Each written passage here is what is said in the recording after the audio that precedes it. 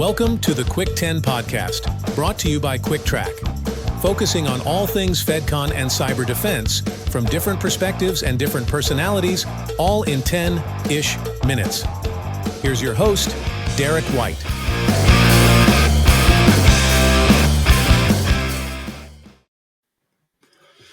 All right, everybody, welcome back to another episode of the Cuick 10 podcast. Today we have a special announcement, special emergency, whatever you want to call it, and just to kind of spoil it here and get a disclaimer, this is going to be a little bit longer than a typical podcast episode that we've done in the past. We try to keep into 10-ish minutes.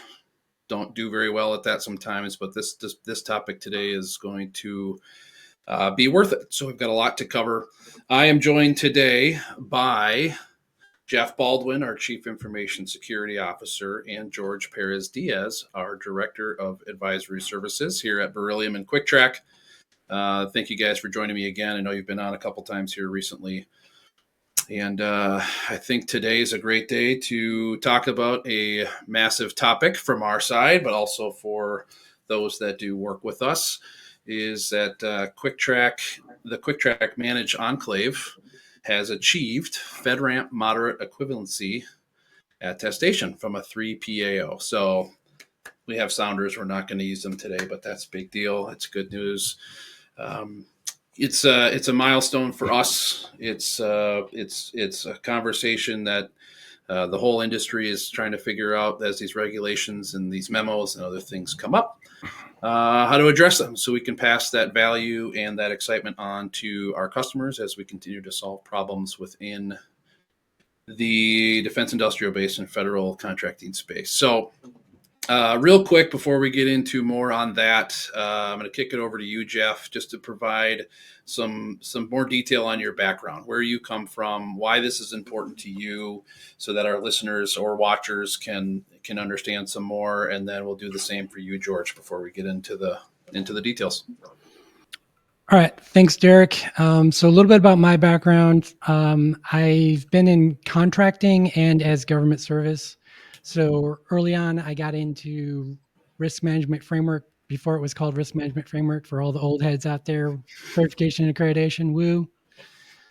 So certification accreditation, getting that on the federal side. Then I actually went into the government service as Defense Security Service, the precursor to Defense Counterintelligence and Security Agency, DCSA. And I did the oversight of NISPOM, National Industrial Security Program Operating Manual, Chapter 8 for classified processing in contractor facilities. So I did that for a little bit, and then I transitioned to the intelligence community, went into the black box for about 10 years and disappeared and nobody talked to me and, did that stuff, right? So then coming out of that black box, it was interesting to be like, oh, I can talk to people about what I do in my job now. So that's kind of cool. So when I first came out, though, I went to L3 Harris. I was at L3 Harris. I transitioned into their supply chain cybersecurity organization. And that's where I got my first exposure to CMMC. So it was 2020. CMMC was coming out. 80171 had been around for a while. So looking at as a big prime, working with the subs, trying to understand and help them solve their problems and educate them on CMMC. So I did that for a little bit, and then I transitioned to Leidos as a cybersecurity architect and started working on some of their CMMC-related activities and architecting out different component types and the flow down of requirements and design architectural decision pieces for that. Then I went back into sort of Department of State work and ran a global network for them for a little bit. And then somebody came to me, and while I was doing all that, I was involved in the ecosystem as a provisional instructor. So I was out there training up assessors and certified professionals. But then somebody approached me and they're like, hey, can you give me any consulting or help with CMMC? And I was like, sure. And then they said full-time, and I'm like, sure. So then I went into that and I started working for myself as a consultant and working with a couple large primes for very complex networks. And that got me through their DIBCAC high process, got them a perfect 110 on that. So that was a really big deal for them. And then this opportunity with Cuick Trac came up. They were looking for somebody to come in and start leading this new offering that we're about to talk about. And I said, oh, that'll be fun. So the other piece of that is if I were to stay as a consultant, I can only really help a handful of companies. And usually it's going to be those companies that can actually pay a little bit more. So they're the mediums and the larges. So those small businesses typically can't afford, to drop 250K, 500K to go get some consultant to help them out with something. But I decided, you know what? If I stayed that route, I might be able to help at most a dozen companies through this process, and they're going to be the big guys. And it's really the small companies that need most of the help. So I looked at Cuick Trac and I was like, okay, what are you guys trying to do over there? And that mission of we really want to help the small businesses. We really want to keep them into the supply chain so they don't have to get consolidated, bought out, sell their businesses, retire. They can stay in it at an affordable rate that should cost them less than an FTE if they were to do it on their own.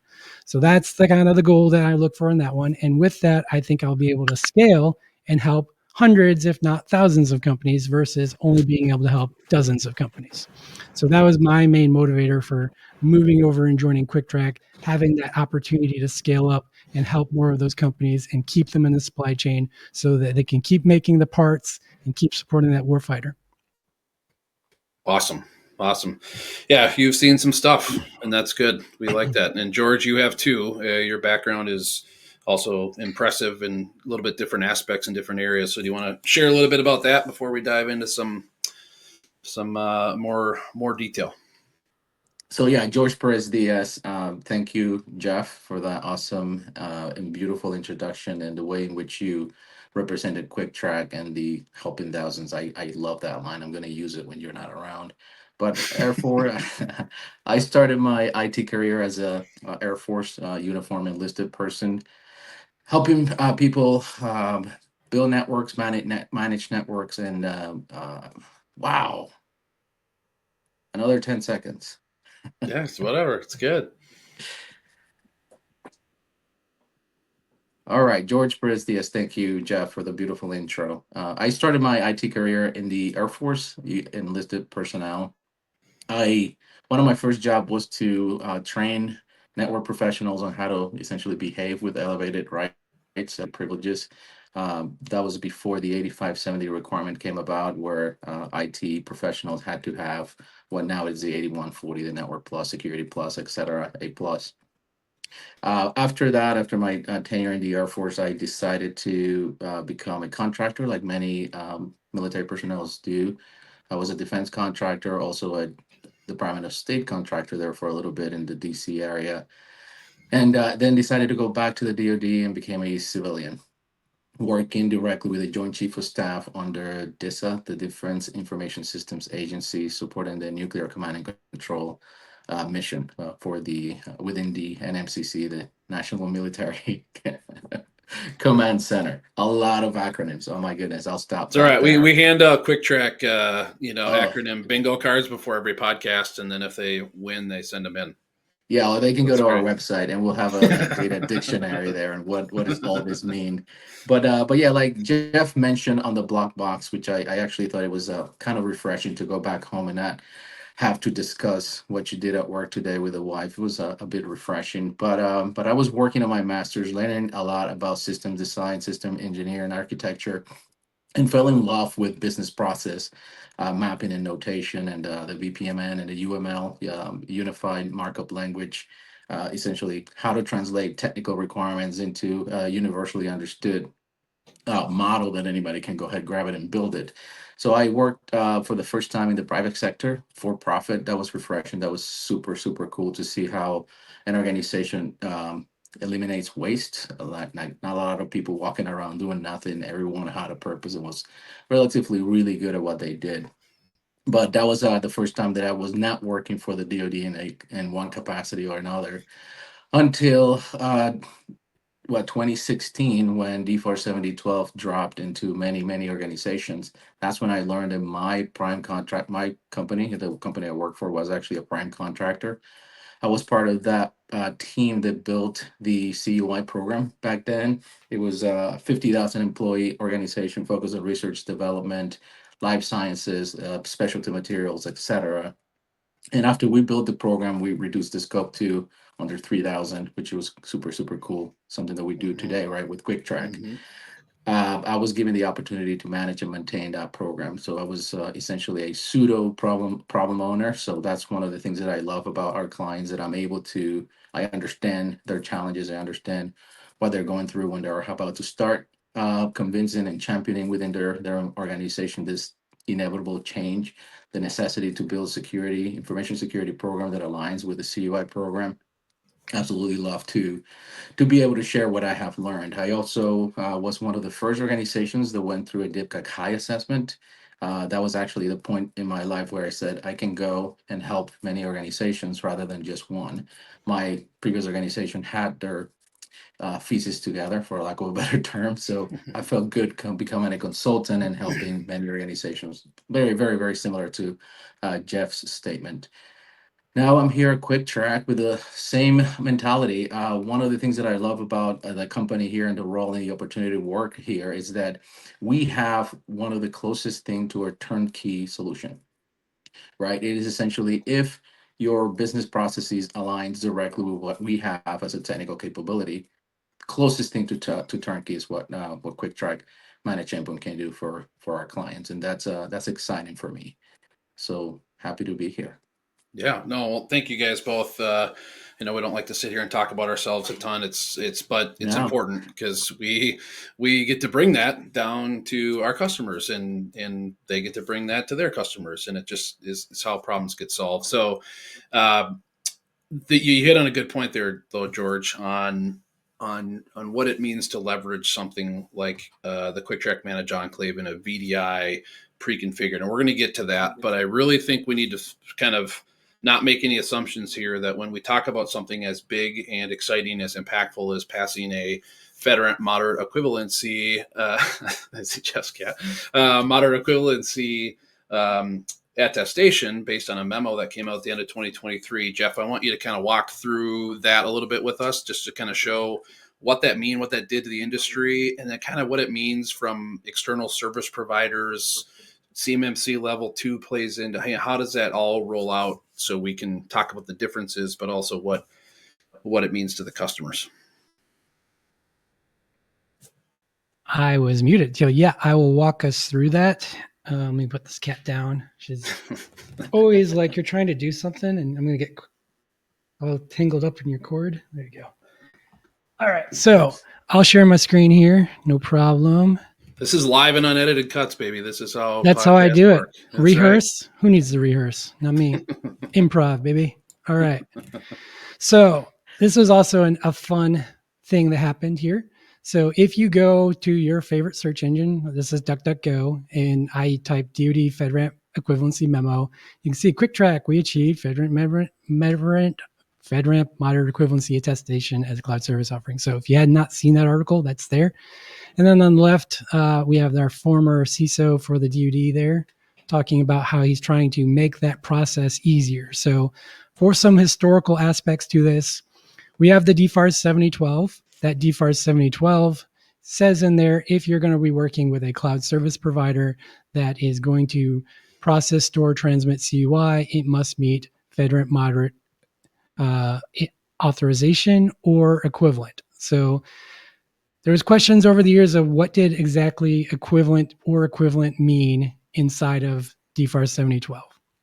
So that's this first link here is the actual memo. So December 21st, 2023, this memo comes out and says, you want to know what equivalency means? This is what equivalency means. And this is specific for the DoD. So other agencies could have different meanings of what does FedRAMP Moderate Equivalent mean. However, FedRAMP Moderate Equivalent is the language that's in DFARS 7012. We do have that new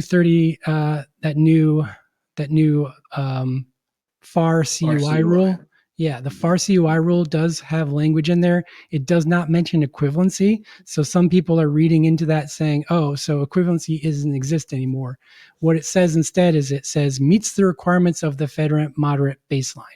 Mm-hmm. So can you meet the FedRAMP Moderate baseline? How do you meet that? What does that mean? These are things that should go into the comment process for that FAR CUI rule. My interpretation of that is you meet the requirements. All right, we met the requirements. What happens next? you get independent verification and validation. So if you go that FedRAMP authorized route, that is independent verification and validation that you meet the FedRAMP moderate baseline.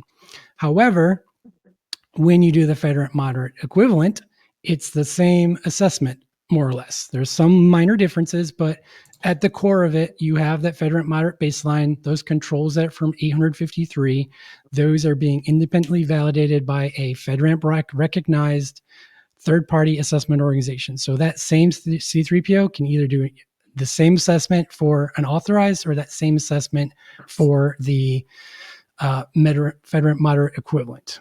So when you look at this memo, you can't just go, I declare I am FedRAMP moderate equivalent. That there's some steps involved. So they really go through what are those actual requirements here. So here's that thing. The other thing that people get confused about is like, I don't know how many times in the last 5 years, people are like, the CSP has an ATO. Well, actually, no, a CSP does not get the ATO, the cloud service offering of the cloud service provider. So a CSO of a CSP, CSP being the company, gets the ATO. So if you're a CSP with multiple cloud service offering, each of those cloud service offering needs to get its own ATO.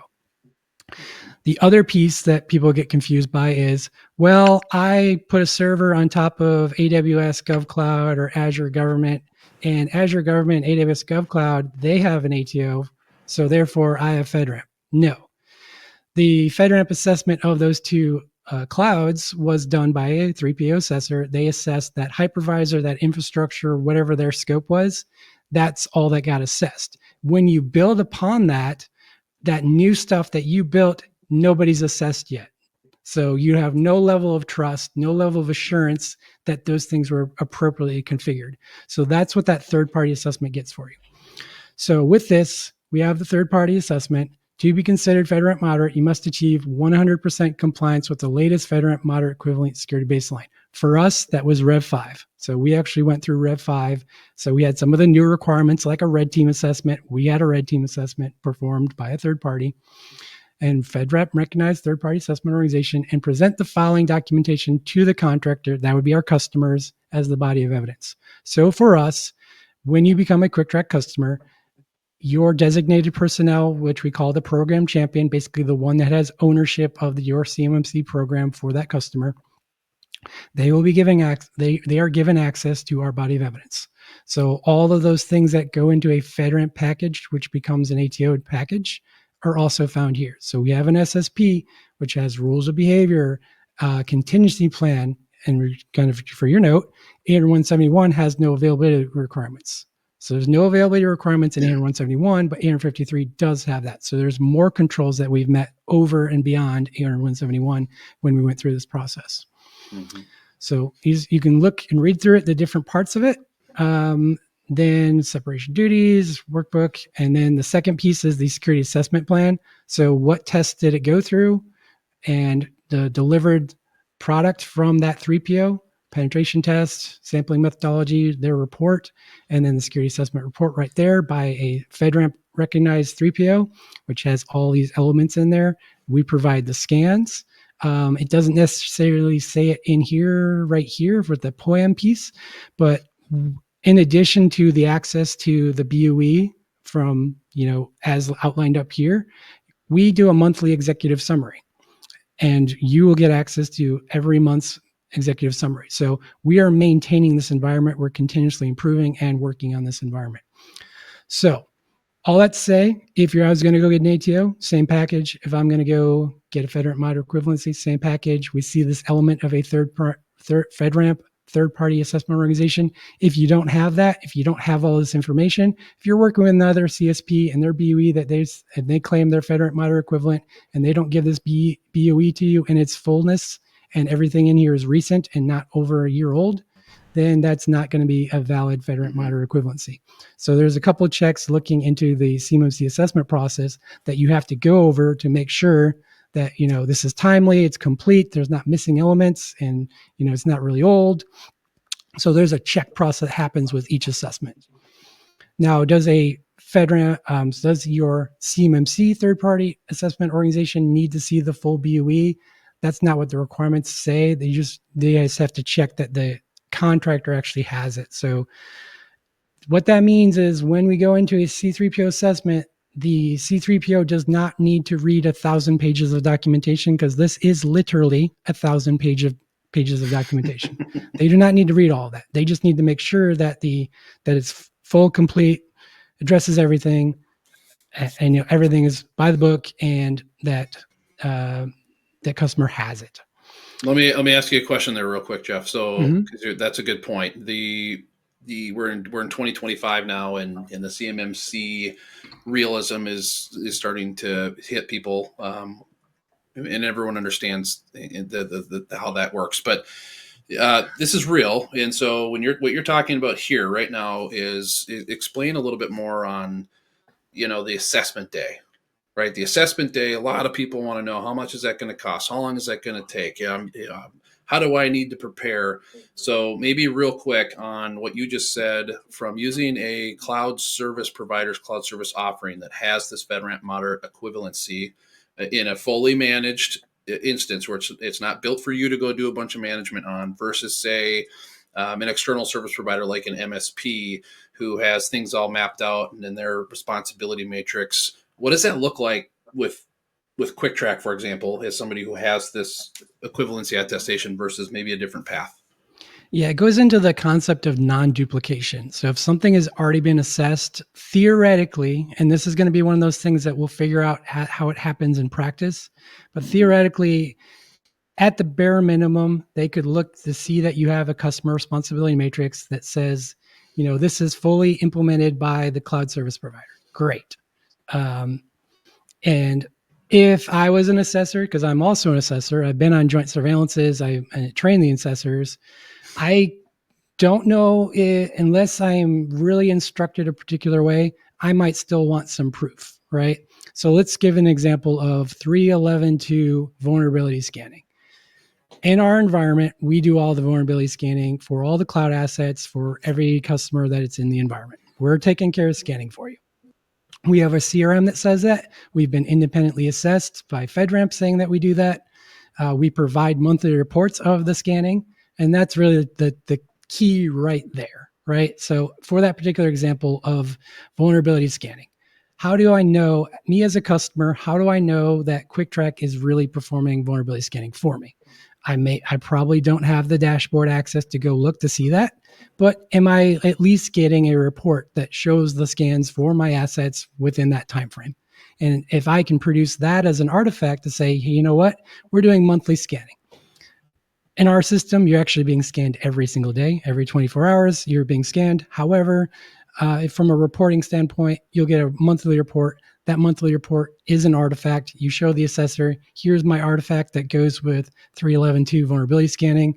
This is proof that it's actually occurring. So every statement that you make in an SSP is a statement of claim. You then have to prove it. So how are we proving those things? So it's a little bit rubber meets the road. We don't necessarily know if some assessors are just going to stop at, oh, you got a CRM and they've been assessed, you're good to go. Or, yeah, they got a CRM, they've been assessed, but can you show me an example that they're actually performing it? And then putting myself in the customer's shoes, because as I work with this product, I always think about the customer if I was in their shoes. If I was a CISO for a company that wanted to use Cuick Trac, for example, the security manager, what are the things I'd like to see? And one of those things is, how do I know I'm actually get what I'm paying for? And that's where those reports come in. Yeah. So, and good. Speaking of those reports, another key element that was kind of glossed over here is that you must have 100%. So you can go out and get FedRAMP authorized and have open POAMs and be authorized with an ATO with POAM. That's the most common thing.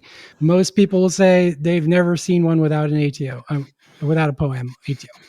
With the FedRAMP Moderate Equivalency process, you must have 100%. So you cannot have any POAMs from the assessment that are left open. So they all must be corrected as closed. For us, we closed all those things. I do have other articles on my personal LinkedIn, if you're not following me, talking about operational POAMs. I got a 40-minute video that talks about that on my blog. Mm-hmm. So you can go to that piece. And then anything that's using this must ensure that they meet the requirements of the FedRAMP baseline, which is the FAR letter right there. So our FAR rule uses this language, meets requirements, FedRAMP Moderate Baseline. It left out the word equivalent, but you can see FedRAMP Moderate Baseline right there. And then your next question is, what's your plans? And our plans will be, we intend to get FedRAMP authorization. We intend to either get a sponsor in this calendar year, and if we're unable to do that, we will try to do the self-sponsor path when that becomes available to us. Because prior to that, you either needed a sponsor or you'd have to go through the Joint Authorization Board, the JAB. And the JAB would only take about a dozen companies or cloud service offerings per year. So it really didn't have the ability to meet the capacity. Now, I see this thing here, wider FedRAMP door for cloud contractors. Love it. We would love to be sponsored and or self-sponsor in 2025. So by the end of this year, my goal is to have an ATO for our system. If that's not achievable, what will occur is that we will get another FedRAMP Moderate Equivalent assessment so that we stay in a FedRAMP Moderate Equivalent assessment status. Yeah, and even though we don't technically need to have, per the rule and per this CMMC Level 2 ourselves, we're also going to do that here in the very near future, which, why not? That's why not? So, okay, so I want to shift this a little bit and thank you for going through that. If you haven't guessed by now and you're listening to this on a podcast platform, Jeff has been sharing the screen, so you can check that out on YouTube. Where all these episodes are also shown, so you can actually see what he's running through. Otherwise, we will drop those reference links to documents and anything brought up today in the description and comment section wherever you're finding this podcast. So that's good. Okay, so you're a lot of systems talk, a lot of that. I think that did a really good job of highlighting how messy things can get without the brain power and the experience of understanding both systems and what assessors are looking for to meet these requirements. So I want to talk a little bit, George. Let's see if you want to bounce into the importance of how we're doing it to a controlled technical boundary and pre-configured, right? Kind of the same every time versus a bunch of different ways to service a bunch of different customers, and how that both played into our own FedRAMP process, but then also will play into our customers' CMMC certification program process. Yeah, sure. Like always, we start by identifying how CUI flows within the OSC, right? The organization seeking certification, seeking assessments. As soon as we understand how they are interacting with the CUI, if they indeed have CUI, then we start modeling a set of solutions. How their business development team is going to acquire those opportunities that may or may not include CUI, including going to sam.gov and having that one data steward download the CUI into today, probably their commercial network. How that information then goes into the engineering team to validate that that company has the capabilities to deliver and develop to the DoD aerospace industry in general. And if they have suppliers, how are they sharing that information downstream and back up the chain?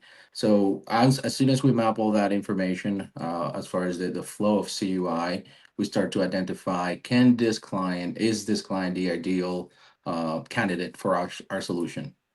And the ideal candidate will be someone that has very little need for CUI that lives in the physical space, in the physical world. We want you to be in the matrix, right?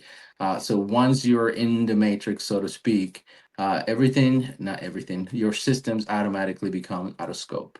And Cuick Trac, as Jeff defined it very, very nicely, it's your security boundary. That is your CUI, your control and classified information secure enclave, which CTME, right? It's Cuick Trac, managed enclave. It's essentially exactly what you get.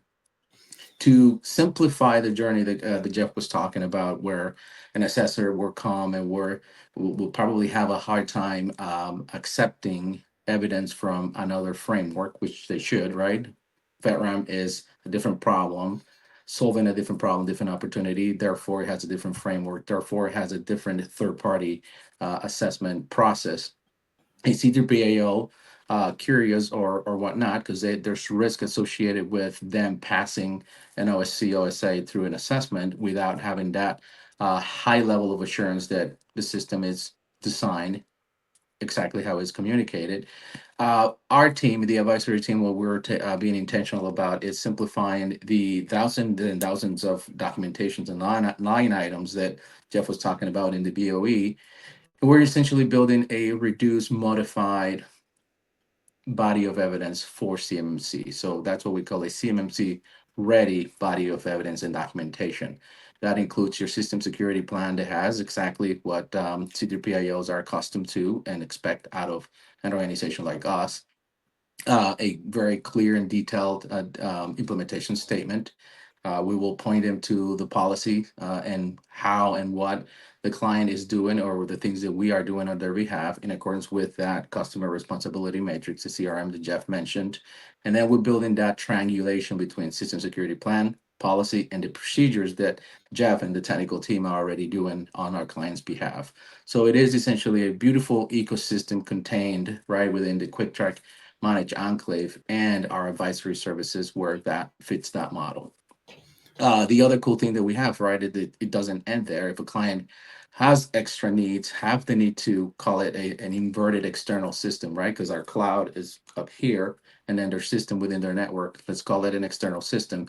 There are opportunities there for us to help them achieve and maintain compliance in a manageable, achievable, scalable way.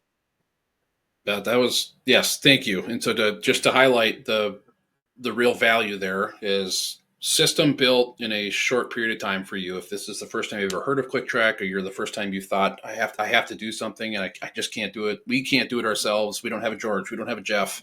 We don't have a whole team to maintain. Even if we could build this thing, you get a pre-configured virtual enclave Cuick Trac in days, which is great. Your users get in, you start working on that scope, shrinking that scope, but it doesn't stop with technology. There's also roughly 20% of the requirements, the 320 assessment objectives, the thing they're going to ask about on assessment day that you're talking through is that detail of walking that through with our advisory services on top of a technology platform allows for a much cleaner path and clear path to being ready for that assessment. Not thinking you're ready, you're not believing that you're ready, but knowing that you're ready. Is that an accurate way of kind of recapping everything you just said?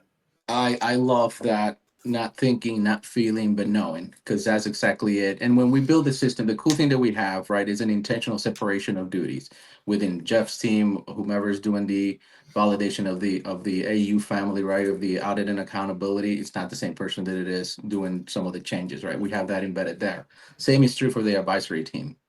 We have a service that if consultant number one helps the client build the program, build the processes and procedures, then we have a CCA that comes and validate that information, that process, the artifacts are going to very, very, very, very likely pass an assessment, right? Because we have the same talent, the same skills that a CDPAO have. We have CCAs, we have lead CCAs and lead certified CMMC assessors in-house. So we're building the process, the products and services in a way that it's already somewhat tested, right? But to Jeff's point and your point, we are going through that CMMC Level 2 assessment. We don't have to, but what we're doing is essentially giving our clients a higher level of confidence that when and if they come to Cuick Trac, they know that our process, our systems, our people have been already tested and proven. And theoretically, that should simplify the level of effort for C3PAOs because we have done it ourselves as a client of Cuick Trac, and then validating our documentation is there as well. So that's coming soon. Yeah, and not to mention the number one thing that always gets asked is, well, what about costs? Well, with our model, because of how we 1 million leverage, yeah, 1 million. How we leverage this is that you don't work with Cuick Trac and get a big old dinner menu at the fancy steakhouse with 600 options, and then it depends on what you select. We've got it narrowed down to. You kind of get your meal. It's a great meal. It's right in front of you. But with Cuick Trac what you're paying up front. You know what you're paying over time. There's no smoke and mirrors. There's no, like Jeff was saying, hey, can you show me all this? Well, yeah, but for additional costs because we don't have that in our statement of work. And so that's another big thing for us. And we've always been that way is this is what you pay. And the knowing thing is one of the things I use when I coach my kids and other teams is anybody can say they're good or believe they're good and have that game and have that swagger, right? And this I'm talking little kids up to high school kids, but you're good when you step on the court or go on the field and you win. And that's a big difference. And now this whole industry is dealing with that, which is good. It's starting to get there. It's going to get there as 2025 goes on. So that's obviously very exciting for us, our customers, and then in general, we need more of that. We need more solution sets in this space. Jeff, anything to add here quick before we wrap? I know we're a little over 10 minutes here, but anything to add there before we adjourn? Yeah, I got two parts to that. One is back on that quality assurance piece, right? So we have scripts to eliminate human error, scripted out. New customer, run the scripts. We got a new environment, but don't stop there. Then add the human element of the QA, run down a checklist, make sure that they're good to go. We can build out an environment in under a day, right? So we can have it all built for you if you want to be coming in as a customer. After that, you will get templates that are going to have the SSP, like the policy procedure documents, the CRM that you're going to need, and access to our FedRAMP body of evidence. So with those templates, everything that is inheritable, that's fully inheritable from us or partially inherited as a shared responsibility, will be pre-configured in there. It's going to be kind of standard boilerplate language. What's left over is the customer responsibility piece and the second half of the shared that is on the customer responsibility. That's where George's team can work with our customers on the advisory side to fill in that last gap. There will be other material coming later this year that goes line by line through every single one of those things that's shared or a customer responsibility to show you what's really involved in that and how much is that level of effort. So some of that's pretty simple. 311 is a really good example. You as a customer have to tell us who authorized users are. We cannot tell you who an authorized user is. You tell us, then we do the technology piece. We go put them in to the IDP and then they get an account, right? So that's a really good example. On the other end of it, one of the things that I think is really powerful about our approach is you have your commercial environment that you do work in today. You like what you do. You like to go to Google. You like to go to your Gmail. You like to do personal banking. You like to look at menus. If you go into a really locked down environment, you can't do that anymore, right? Because what's one really common way to get a vulnerability? I went to this website and it's a compromised restaurant that's near the Pentagon, and oops, I just downloaded a backdoor because I wanted to look at this PDF menu that didn't have controls over mobile code that allowed some scripting to language. Then I've got compromised because I looked at a PDF menu, right? I've seen it. I've seen we that. we don't want to have that. So in our environment, you can keep your commercial stuff and then work your CUI workflows inside of this enclave. Once you go into the Cuick Trac enclave, it's fully locked down. At that point, you then have to tell us what to open up for you. So you're like, I work with Lockheed. Okay, Lockheed's now open. I work with Raytheon. Okay, now it's all open. Things that are .mil and .gov, we already list all those things for you. So you can go in there and day one, work with DoD Safe with your customers, get information in and out of that environment. Easy to go. If you also work with other partners that have portals and things, like maybe you work with a customer that uses Exostar and you want to communicate with them, we can whitelist Exostar for you specifically, and then you can use that website and go in there. But you can't do those personal things inside of the environment. We're operating off of zero trust, fully locked down, least functionality, least privilege. And then from there, you put in requests, you authorize things. We review them for that sanity check, take them through our internal change control board and do a security review on that, which is one of the controls that you don't have to worry about if you use Trac. There's a lot of controls like that that will take over. And we'll have a lot more content and follow-on videos on this going through our CRM that really outlines what you're getting with this product. Very Yeah, nice. real quick on that. Sorry, George. It's just the beauty of what we do and what we've always been set out to achieve is it doesn't matter what size you are. You have 2-3 people, and that's as big as your scope's ever going to be, and you just don't know how to budget or how to execute on this. Cuick Trac. That's a great use case for us. Not sure if you even have CUI yet, and you're chasing contracts, and you don't want to invest everything because you got to get that business. I forgot my tagline. I had to throw the tagline in. Taglines. I better write this one down. The hardest thing to do is change your culture. So if you limit what you need to change to just be your CUI workflows, you don't have to change your whole culture. You only have to change a piece of the culture, which is when we're doing CUI work, we go over to this thing. And it's not that annoying that I have to open up a virtual desktop. I can have it on the same computer. I can have it on split monitors. I can have my commercial site over here, my government site over here, and have them look. And so I can do both things. So it's not that inconvenient. So that's a really good thing is that, changing culture is the hardest piece of all of this. Yeah. It is, and Derek, that's what we're here for. that was what I was going to mention, was Yep. the changing of a particular behavior versus a culture, to tee it up for Jeff. And the Yep. last thing for me is, like you mentioned, Derek, is like a dinner menu, and then I hear Jeff explain so eloquently and so passionately about the technical solution, and it is exactly like having dessert before you start having dinner, right? That's essentially what came to mind there.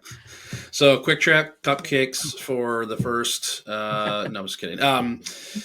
Yeah, no, this is good. So thank you guys for walking through this. You know, it's hard to sit here. We could talk about ourselves all day when it comes down to how we solve problems. But this is a big announcement for us. It was a behind the scenes. It was a lot of work. So kudos to Jeff, George, our team. I mean, just everything that we've had to prepare for.